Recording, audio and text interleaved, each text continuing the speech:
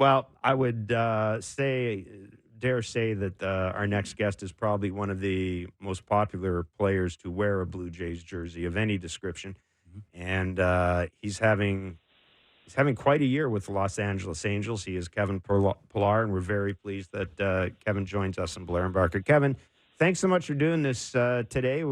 As always, it's great to hear from you. We trust that you're going well. I'm just reading the Angels game notes. You're hitting 431 with 8 extra base hits, 20 Mm. RBI through the first 17 games.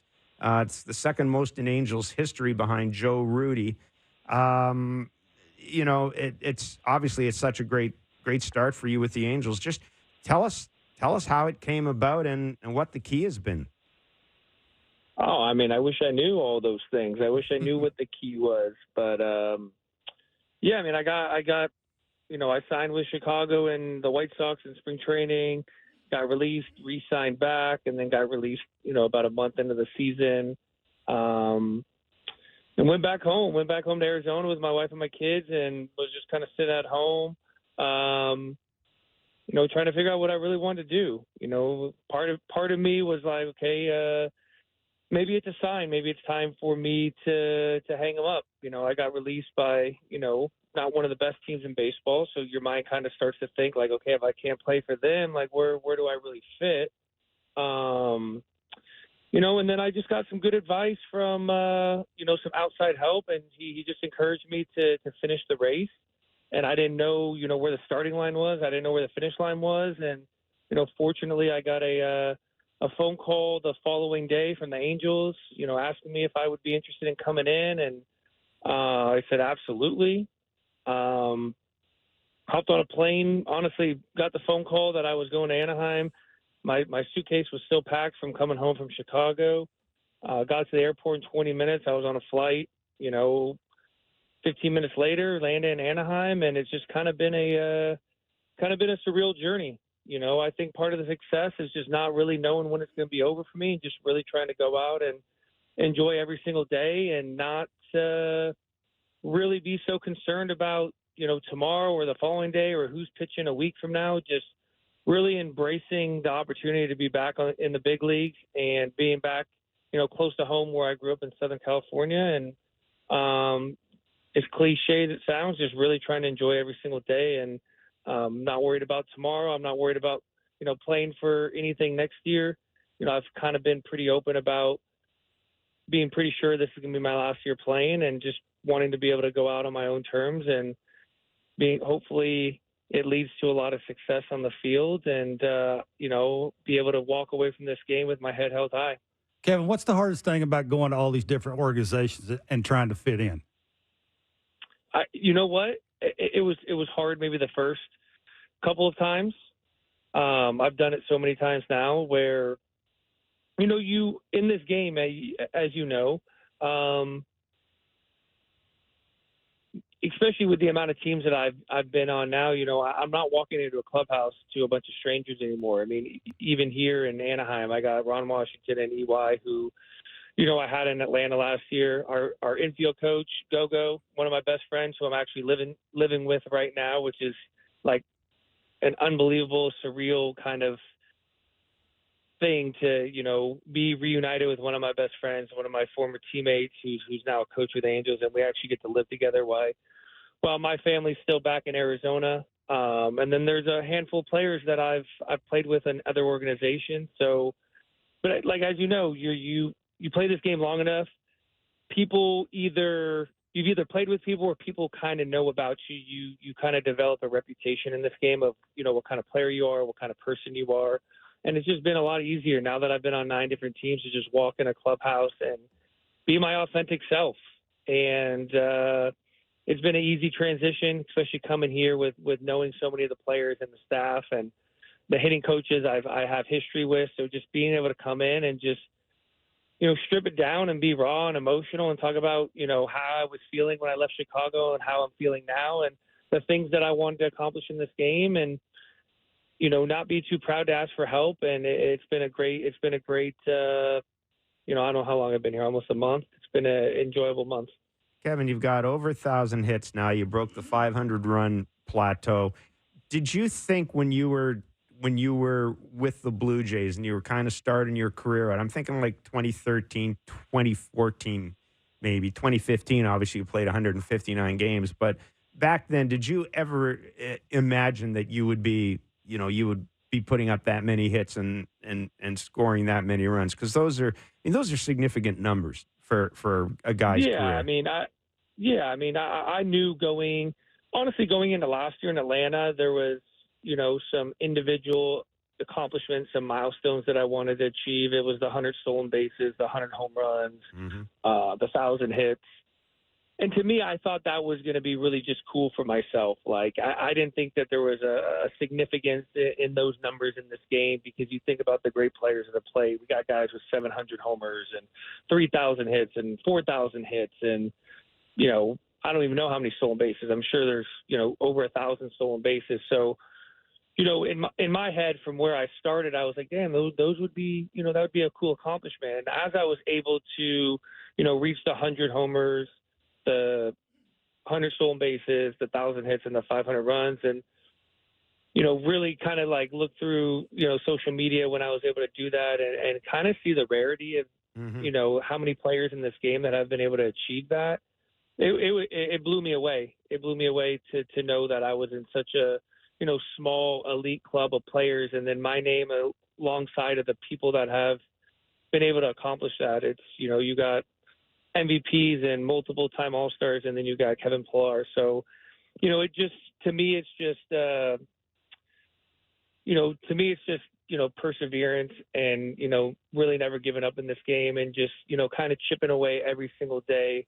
But to answer your question, 2013, 2014, no, I would have never thought I would been able to kind of, reach these milestones in my career. 2015, when I played 159 games and I kind of established myself as an everyday player, an everyday center fielder, I thought sky was the limit for myself. Not to say that I don't think I ever in my brain thought I would be a Hall of Famer, but I thought I hit 278 as a first time full time player. I probably had 160 some odd hits. Hmm. I thought that that was kind of just going to be the norm. And then baseball happens. Baseball is it's a crazy business. It's a crazy sport. It's full of adventures and mysteries and disappointment and excitement all wrapped in one. So for me to get those things, going into my 10th year this year on 9 different teams, it was really cool for me, and, baseball is also just, has a way of being very poetic. I just happened to be in Texas, playing the Rangers where my parents now live. Got a hit in the first game, put me at 999. Walked, didn't get a hit the rest of the game. Had the day off the following day. Was anticipating playing on Sunday. Got the lineup the night before, wasn't in it. Called my parents in the morning and said, hey, I'm not in the lineup. You guys make the choice if you guys want to come. They said, hey, we're going to be there. We're going to be there. And then to be able to get a pinch hit in the 8th inning, bases loaded, drive in the winning run, to get my thousands hit with my parents in the stands. Just in this game, you never really know where you can't write a script like that, considering I started in a different organization to start the year, to be able to go out and, get the amount of hits I've had since I've been with the Angels, to kind of put myself in a position where, all those things sort of lined up. That's also the beauty of baseball. As painful as it can be sometimes, as brutal as it can be sometimes it just gives you a little magical moment that, makes all the bad things, the sadness in this game, all worth it. You mentioned mystery. What's the biggest baseball mystery you've been able to figure out over your career? Ooh. That yesterday's success really doesn't mean anything the next day, and that's kind of where I'm at right now. Is I've been pretty successful since I've been here. I tried to like allow yesterday's success to just allow me to feel confident and breed confidence. But every day is such a mystery in this game. who you're facing, how you're going to feel, if your swing's going to be there, if your pitch recognition is going to be there.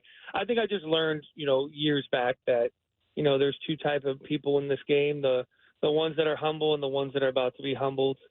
Even through successes that I've had in this game, I've always just tried to remain really humble because I've never found this game to be easy. Maybe there's some guys in this game that, are the top of the top players in our industry that kind of just roll out of bed and baseball is easy for them. For me, it's always been a challenge. It's always difficult. And, when I'm having success, I just try to stay grounded and humble and just keep my head down and continue to work and enjoy the successes, but never get too high in this game because it has a way of, bringing you back down to earth and humbling you.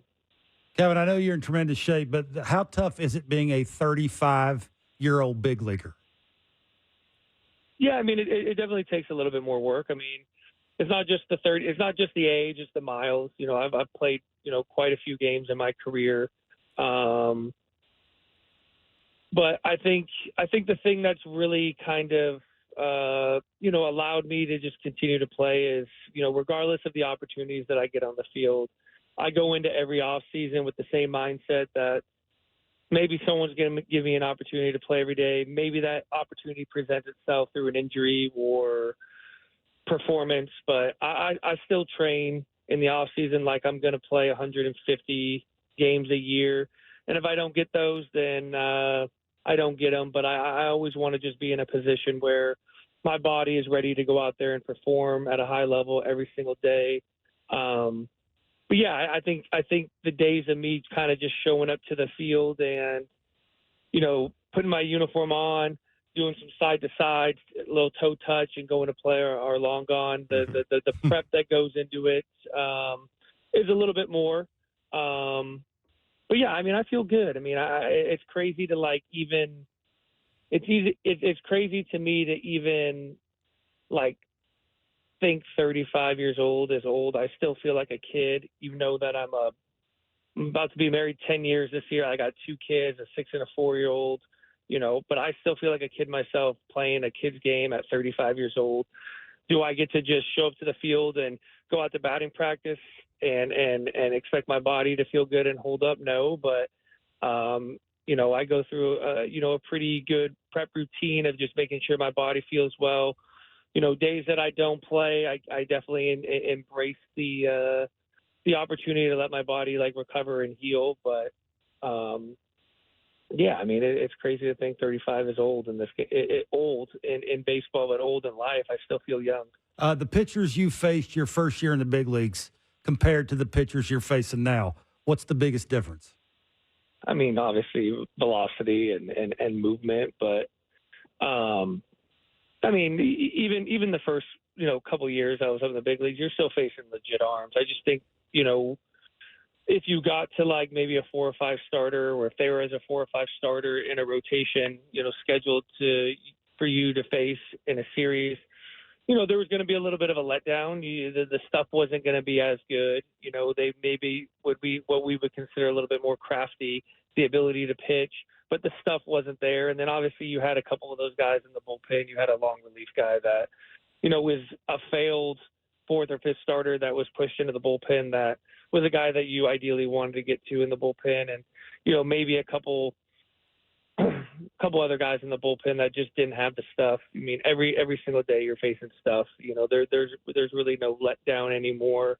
And even if the guy is not like a high velocity guy, he probably has, a unicorn fastball that has unbelievable ride or carry or cut or sink, and then the ability to spin the ball, in the upper echelon of spin. So just every day is there's really no let up, 1 through 5 in a starting rotation, and now you're just really just facing big arms out of the bullpen with stuff, and maybe the ability to pitch isn't the same it was maybe 5, 6, 7, 8 years ago, but I mean, stuff plays. The decision making is a little bit quicker. The recognition and trying to pick up the shape of sliders and curveballs are a little bit more difficult now. Guys have the ability to hide those things a little bit more. But, with that is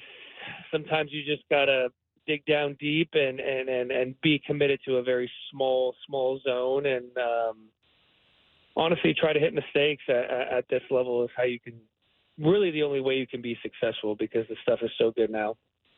Kevin, we're going to let you Awesome. run, man. Thank you very much for your time. It's great to talk to you. Wonderful. It's great to see you having success, and keep it going and be well. Thanks, Stay Kevin. healthy. Guys, good to hear your voices. Nice catching up with you guys. Thank you care. so much.